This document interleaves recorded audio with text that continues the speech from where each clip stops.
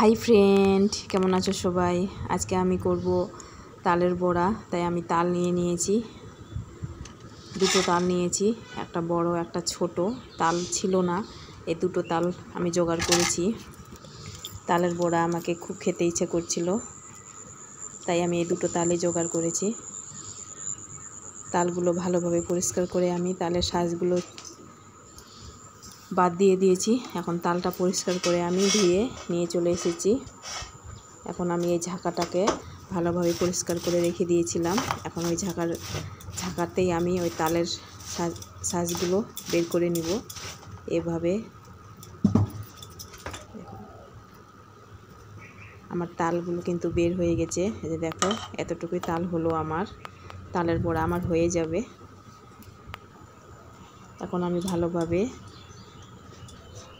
ছেঁকে নিব মশারি জালে, তাহলে আঁশগুলো বেরিয়ে যাবে, আঁশগুলো একটাও থাকবে না। এই যে আমার পরিষ্কার হয়ে গেছে।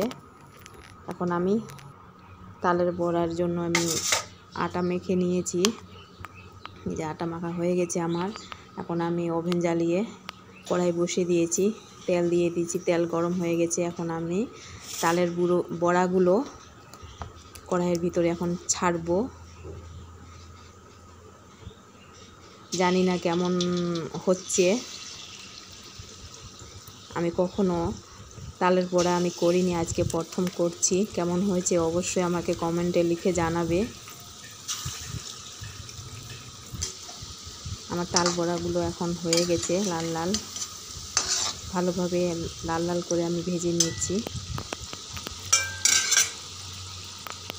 আমার লাল লাল ভাজা হয়ে গেছে। দেখো কেমন হয়েছে অবশ্যই আমাকে কমেন্টে লিখে জানাবে। আর যদি ভালো লাগে আমার ভিডিও, তাহলে অবশ্যই আমাকে লাইক, কমেন্ট, সাবস্ক্রাইব করে দিয়ে যাবেন।